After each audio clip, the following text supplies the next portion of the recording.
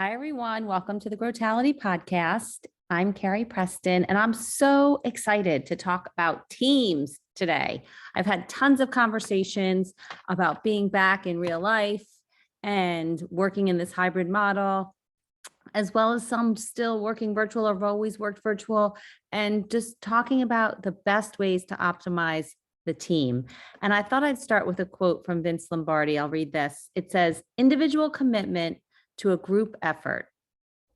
That is what makes a team work, a company work, a society work, a civilization work." Vince Lombardi. And so when you think about the individual commitment to a group effort, let's talk about some of the success factors that go into building a great team, a high performance team, and working on a team that succeeds. So number one, you have to have the same goals. And we've talked a little bit about this. If you've listened to the podcast, there's different types of goals. Some are the goals that you already know how to do and you do it, and it kind of keeps things going. It's a goal. You want to hit a target. You know how to do it. You make it happen. That's an A goal. A B goal is something that you think you can do. Maybe you're stretching the target. Maybe you're launching a new product. Maybe you're involved in something that's a goal that hasn't been done before. So you think you can do it. A lot of teams work and focus on those types of goals, things they know how to do, things they think they can do. The other types of goals that really drive a lot of intrinsic motivation are the scary, scary things, the things that you're building that you've never done. You don't know if you can do it. It's more fantasy, it's a dream, and it's a little bit more of an area for growth. So as a team, focus on your goals. As a family, focus on your goals. Some you know how to do, some you think you can do, and some could be a fantasy or a dream. So that's number one when you really think about team success is see the goal, have the vision, see the goal. The second is something I'm super passionate about. I see it often, I hear it often in coaching, and it's the word belief. We must believe. And I know that that is so basic, but if you have a product, if you have a service, if you have a goal and you don't have belief, you're really not going to get there. Self-doubt is going to creep in. When I was training for the Ironman, I thought I could do it.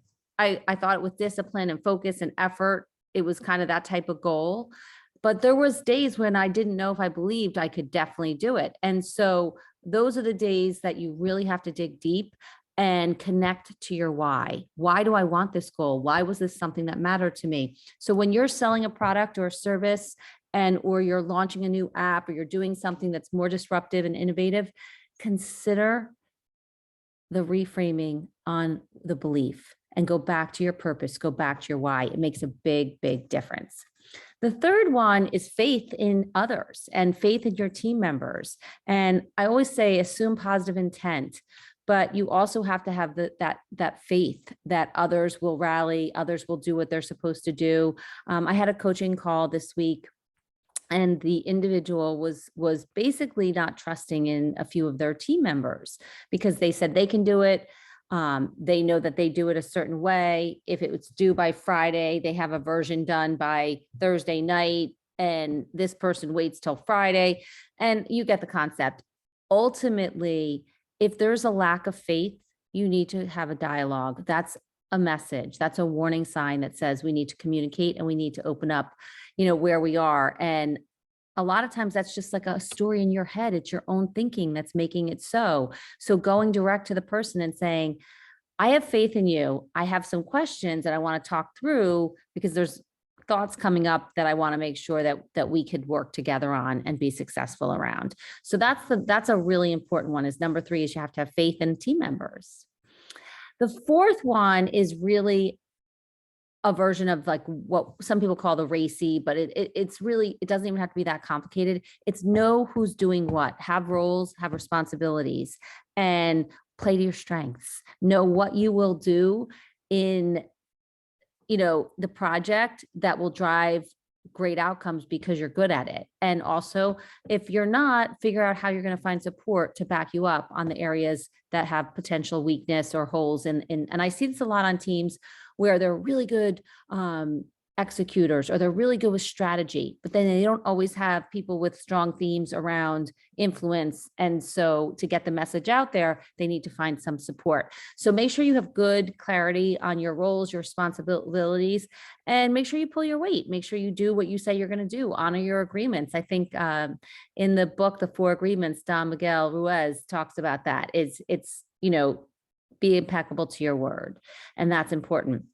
The fifth one is having the best methods for communication. And right now, between WhatsApp, Slack, Discord, email, texting, get some norms and agreements on how do you like to communicate. My friends will joke, I'll tell you, I'm not the best texter. If I'm live on video throughout the day in virtual trainings, or if I'm in front of the room, and you send me a text, I might glance at it, but more than likely it's going to get buried, and I'm not always the best texter. It's certain things, if you need a quick response, but I have to talk to people about that and say, I'm old fashioned, call me. I still would like talk to someone on the phone, but not everybody likes that method. And so meet each other where you are, talk through what you can do on how you can have the best, most effective modes of communication, and really make sure you have a decision-making process, because you never want to make assumptions. You want to make sure that you have good clarity on what, who does what is the final say on the decision-making rights, because that is where teams can really perform. It's frustrating when you're waiting on someone to make a decision, or you feel like your words aren't really impacting the outcome. So make sure you also ask for what you want in the decision-making process. And then there's two more. The last one is just having a coach, having a mentor, making sure that you, even if you're doing it to peer accountability, that you are honest with each other. And, I do running with a friend once a weekend, and we make a plan and we talk about in the middle of the week how we're going to hold each other accountable. And so we kind of coach each other and mentor each other in that line. But in business, having good role models and that proximity of people that you love, admire, want to emulate is so important. And it's where we can really grow. And then the last one is, this is a never-ending project as far as growth, development, teams, performance. It's continuous and never ending. We have to push up our sleeves and do the work each and every day. I have conversations about people that are overthinkers, or people that have self-doubt, or the little gremlins that get in their head. And we talk about this. It's like, it's a muscle, and it has to be worked continuously and never ending. We are always striving for growth and growth and contribution. And so it's not one and done. It's not that you sit down and you hold all these conversations and then that sets the team up for the whole year. It's always ongoing. So with that, I wish you all the best with your team success, whether it's personal, professional, family, friends, doesn't matter. Enjoy each and every day. When we can connect our head to our heart and live from a space of joy, it feels really good. And if you've never listened to the Andy Grammer song called Joy, it's worth a listen. Have a great day, everyone.